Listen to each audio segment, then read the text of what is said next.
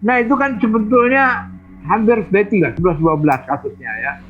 Awalnya pede banget kan, semua kan pede. Dulu Tiger Mandala itu apa direktur utamanya mana pernah pakai direktur utamanya orang Indonesia.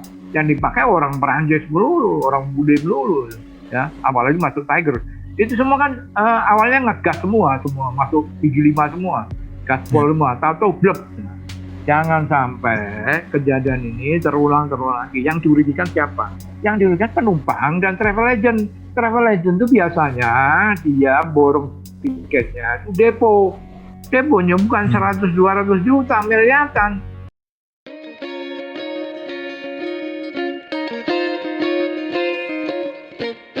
Halo para netizen dan penonton setia Tagar TV, kembali dengan saya Yosi Girsang dari Tagar. Kali ini kita akan membahas topik mengenai pandemi COVID-19 yang telah memberikan pukulan telak bagi industri penerbangan di seluruh dunia, tidak terkecuali Indonesia. Nah, akibat rendahnya tingkat okupansi, itu telah menggerus pendapatan maskapai. Dan hampir semua maskapai di Indonesia saat ini melakukan perampingan untuk mengurangi beban operasional, bahkan terpaksa harus mem-PHK, merumahkan dan tidak memperpanjang kontrak baik itu pilot maupun karyawannya. Nah, dalam seminggu terakhir itu beredar kabar justru ada rencana dari pendiri Lion Air, Rusdi Kirana, yang akan membuka maskapai baru. Dan banyak pihak yang justru menilai bahwa langkah ini terkesan aneh. Nah, untuk mendalami hal ini, kami sudah mengundang pengamat penerbangan dari Universitas Indonesia, Bapak Arista Armajati. Halo Pak Arista, apa kabar Pak?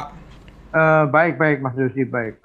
Nah, secara general kan bagaimana sebenarnya pandangan dari Pak Arista mengenai industri penerbangan saat ini?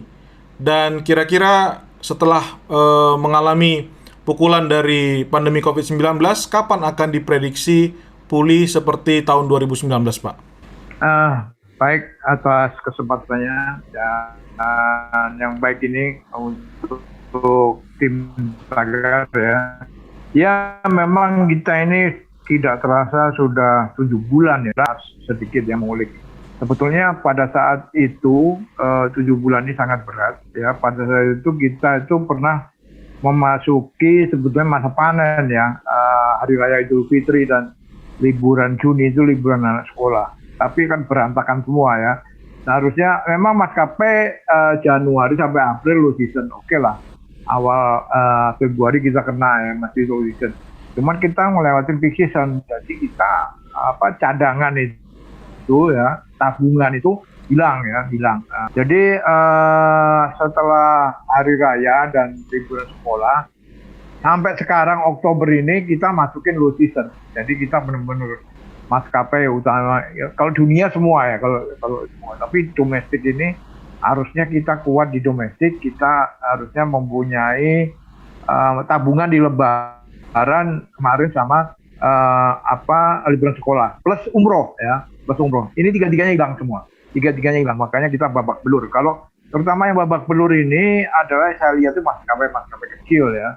Seperti yang main di komuter ya, di NTT NTB itu ada Transnusa, di Kalimantan itu ada Kalstar sama Trigana Air ya, itu yang kena itu Trafira Air di Sulawesi. Jadi setelah itu Susi Air juga 80% di Papua juga lumpuh karena Papua pernah sebulan 2 bulan melakukan lockdown ya, tidak menerima membuka provinsinya arus penumpang dari luar provinsi. Jadi kalau event itu ya maskapai besar ya. Kalau maskapai kecil udahlah hampir selamat ya. Kalau menurut saya maskapai kecil itu sudah kolaps ya. Yang terus terang itu sekarang Transnusa ya, dia sudah mendeklar dia tidak beroperate mulai bulan September malah. Lalu juga ada surat sirkulasi dari Sriwijaya Air ya, semua ada bocor ke semua. Itu merumahkan semua karyawannya. Ini atmosfer ya. Itu Sriwijaya itu padahal maskapai yang cukup kuat ya. Itu sirkulasi untuk kekaryawan sudah bocor keluar ya. Saya juga dapat dari rekan-rekan media. Lalu yang kuat di Indonesia ini kan Garuda Group sama Lion Air. Lion Air Group. Ya. Tapi ya saya rasa ya PT lah 11-12 ya, apalagi kan banyak negara-negara ya itu yang masih mengunci penerbangan dari Indonesia ya. Walaupun Garuda masih terbang ya, untuk ke Haneda ke Jepang itu dia masih bisa masuk ke Osaka sama Jepang ke Seoul ya. Nggak tahu kalau di Cina, kayaknya tinggal satu kota aja. Lalu di Eropa masih ke Amsterdam. Untuk Lion Air saya kurang monitor ya, mungkin regional masih bisa ya. Cuman yang pukulan sebetulnya yang agak besar revenue itu di umroh ya. Umroh itu sebetulnya gede ya, marketnya setahun tuh 1,2 juta ya ke Saudi ya, diperebutkan beberapa maskapai tentu. 1,2 juta setahun, dan harganya umroh itu per orang itu untuk tiket aja paling murah $900. Yeah. Ini sebetulnya pukulan yang agak telak ya, Jadi saya nggak heran kalau maskapai sekarang ini terengah-engah ya, apalagi finansialnya ya. Banyak kabar lah ya, beberapa maskapai sekarang kita disu lah oleh lessor di London ya, mungkin sudah tahu ya beritanya. Bahwa lessor penyewaan pesawat yang mempunyai pesawat ke Indonesia ini sudah mulai marah ya, karena tunggakan ya, sehingga melakukan sue ke pengadilan di London. Sudah ada yang kena ya. Nah, itu memperparah juga ya. Memperparah juga. Sudah pendapat ini kan saya monitor ya, itu hanya terbang fleetnya itu sekitar 30%. Jadi misalnya gini, Anda punya 100 pesawat, yang terbang itu hanya 30 pesawat paling-palingnya. Yeah. Nah, dan load factor yang diperbolehkan oleh perhubungan itu maksimal hanya 70%. Ya. Ini mempengaruhi juga. Saya terakhir terbang itu tanggal 16 September sampai dengan 18 September ya, dari Soekarno-Hatta ujung Bandang pulang pergi ya, 2 hari di sana. Saya lihat itu memang walaupun udah dibatasin 70%, mending kalau 70% itu isi 90%. Sepi juga load factornya, paling hanya 40% ya. 50%, 30%. Saya sampai terbang ke Palopo juga gitu. Saya monitor ya. Sepi juga gitu, walaupun surat-suratnya itu sebenarnya dipermudah. Jadi buat kawan-kawan yang mau terbang ya, itu sebenarnya lebih mudah, hanya surat lolos rapid test, lalu kita ngisi form kesehatan ya, atau bisa di-download namanya e-hack ya, e-health apa gitu ya. Atau manual kita bisa juga ngisi, paling 3 menit selesai. Sebenarnya gampang, proses naik pesawat gampang. Cuman kan orang masih ragu-ragu. Kenapa? Karena COVID pandemi tiap hari di Indonesia itu sekarang malah 4.000 sehari. Itu yang menghambat orang enggan terbang. Ini kan udah low season, bahkan Mas Yosi bisa bayang, udah low season sekarang sampai Oktober ya, saya perkirakan. Ini COVID tiap hari malah temuannya positif 4.000-an. Ini yang babak belur udah maskapai. Saya rasa itu pendahuluan dari saya. Ya, Pak Arista, berarti kurang lebih kondisi keuangan hampir semua maskapai penerbangan Indonesia saat ini berarti kan kurang sehat ya berarti ya. Kalau Garuda jelas Pak, kita bisa lihat di akses laporan keuangannya itu merugi di laporan kuartal kedua 2020. Artinya dia langsung posisi yang jelas sekali menunjukkan bahwa ya tidak baik-baik lagi Pak. Cuman di Juni 2020 yang lalu kan itu sempat banyak pemberitaan mengenai utang Lion Air yang mencapai 614 triliun. Lalu kan dari Corporate Communication Strategic Lion Air itu Pak Danang Mandala itu mengatakan bahwa berita itu nggak benar dan kondisi operasional dan keuangan Lion Air dalam keadaan normal dan berjalan lancar. Ini kami kutip dari interview di CNBC Pak. Nah, kalau Anda sendiri melihat apakah hal ini mungkin Pak? Itu udah di bulan Juni gitu Pak posisinya Pak. Apakah mungkin Lion Air berada dalam kondisi normal dan lancar pada saat pandemi seperti ini, Pak? Ya, saya ini kan baru aja diskusi ya dengan salah satu CEO maskapai BUMN ya. Kedua, saya juga masih seminggu sekali sebagai vendor maskapai LCC yang ternama ya. Artinya saya masih keep in touch lah dengan dalam-dalam. Saya ambil sampel dari 2 maskapai. Kayaknya kalau optimis bulan Juni kayak begitu sih, saya nggak yakin. Problemnya gini Mas, di Indonesia. Yang masuk maskapai Indonesia yang masuk list di pasar bursa saham, kita bisa monitor lah, relatif bisa monitor apakah itu pergerakan sahamnya, apakah itu kinerjanya. Itu di Indonesia hanya Garuda dan AirAsia. Yeah. Itu yang kita masih bisa sedikit menganalisis gitu. Tapi kan kalau di luar Garuda sama AirAsia susah ya, tertutup ya. Tertutup kita ya saya nggak bisa ngomong banyak sih ya, tapi saya sih masih kepentas ya dengan internal 2 maskapai besar di Indonesia ya. Itu sih ya apa ya, udah berdagang kalau istilah kita itu bleeding lah ya. Tapi maskapai juga saya lihat mencari revenue yang lain karena ada Permen-Hub nomor 20 tahun 2020 apa ya yang membolehkan, saya lupa permen yang membolehkan pesawat itu dimodifikasi bisa mengangkut kargo atas dan bawah. Sekarang ini kan hampir 90% pesawat di Indonesia itu atasnya penumpang, bawahnya baru kargo. Nah sekarang ini dengan permen itu karena untuk pandemi supaya maskapai bisa bernafas, tidak megap-megap, akhirnya boleh atas diisi kargo, tentu general kargo ya, diikat ya. Kargo, nah itu sudah dilakukan oleh Citylink ya dengan pesawat 737 seri 500 dan 1 ATR ya, itu dia fully kargo boleh ya hari-hari tertentu dan 1 kargonya itu memang dikasih izin karena ada permennya dia fully kargo ngangkut kargo dan sudah jalan ya. Dan maskapai lain termasuk Lion Group juga sama ya, cuman dia tidak 100% fully kargo ya. Jadi kadang-kadang aja ya atapnya diisi general kargo gitu kadang-kadang. Tapi kalau Citylink dua pesawat ya udah didedikasikan ya. Saya rasa terobosan kayak Citylink itu ya 1737 CF500 bisa kargo itu 12 ton ya, yang biasanya hanya 5 ton gitu ya, karena dia full kargo bisa 12 ton. Artinya ada revenue, dan itu Indonesia itu sekarang ini sebenarnya yang bergerak adalah bidang logistik ya, dan itu yang menolong nyawa maskapai ya. Seperti saya tunjukkan lagi ya, semua maskapai di Indonesia itu sekarang melakukan di atasnya diisi general kargo ya.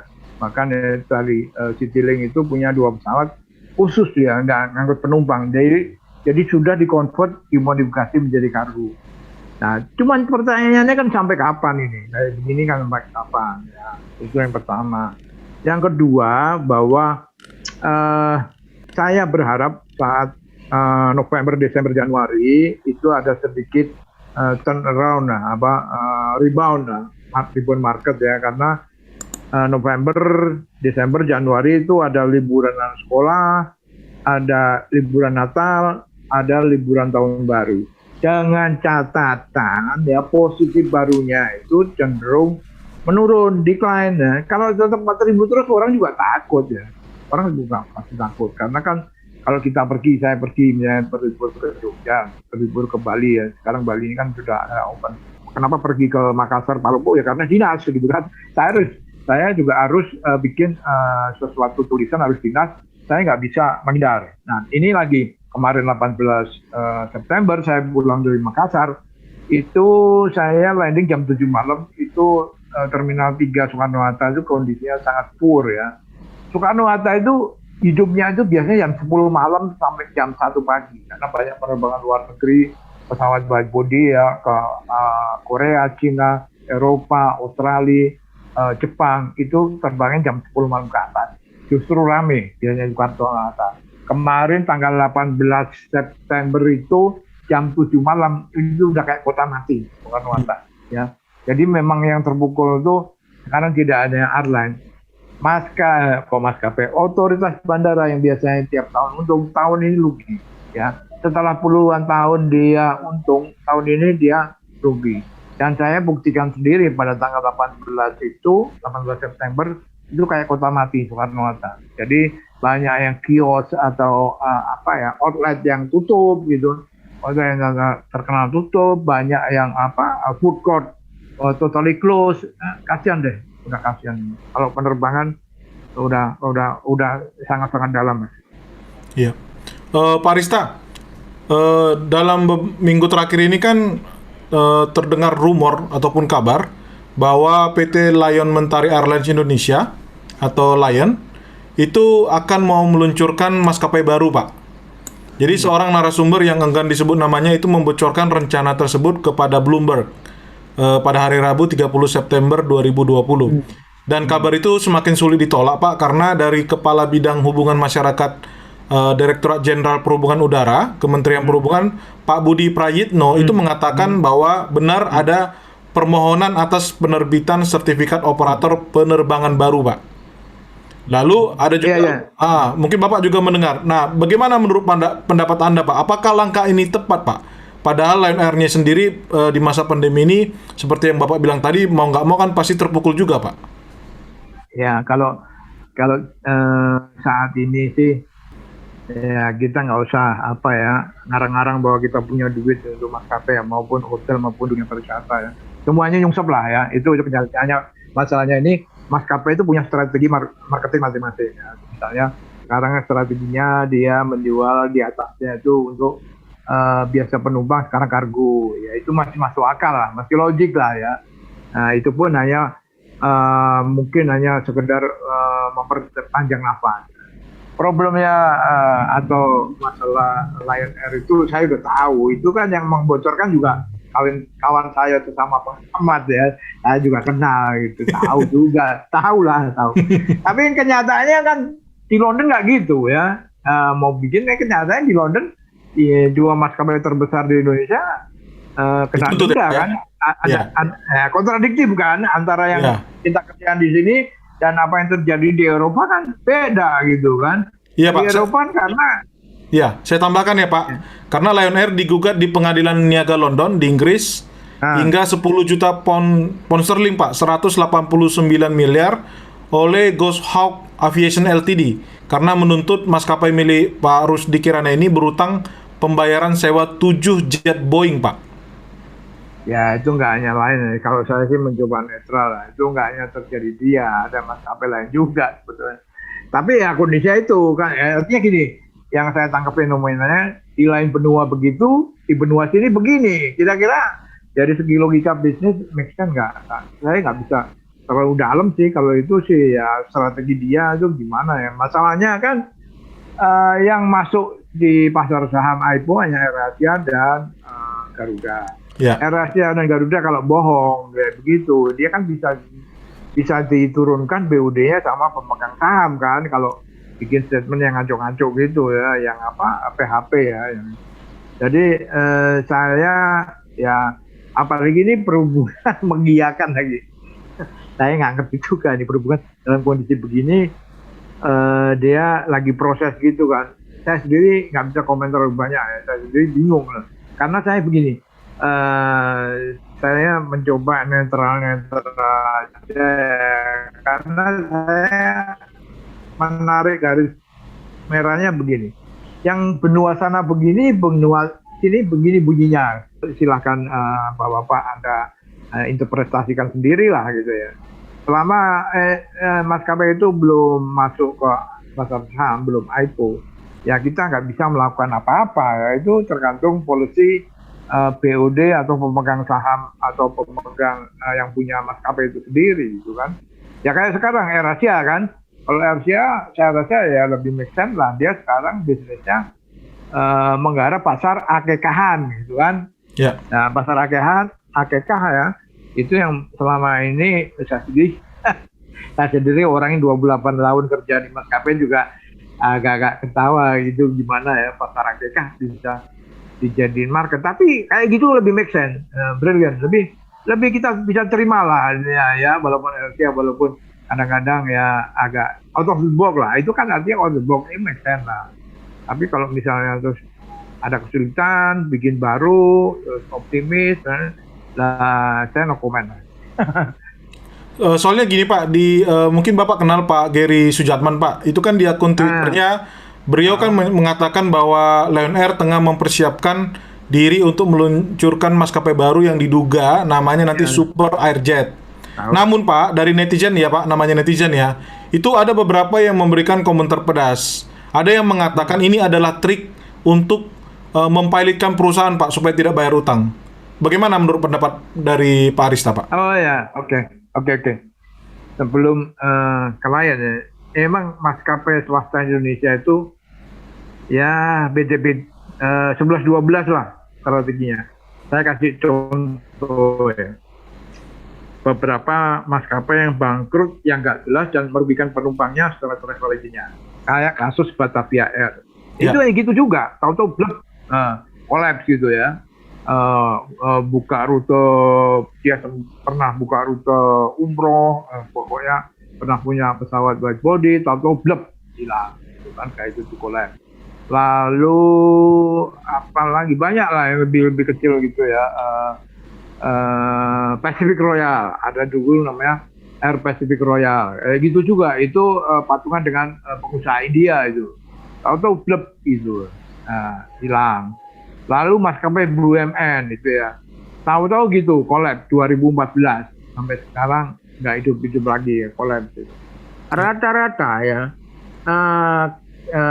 di luar Merpati ya, rata-rata sih, yang lebih parah lagi Adam Air ya.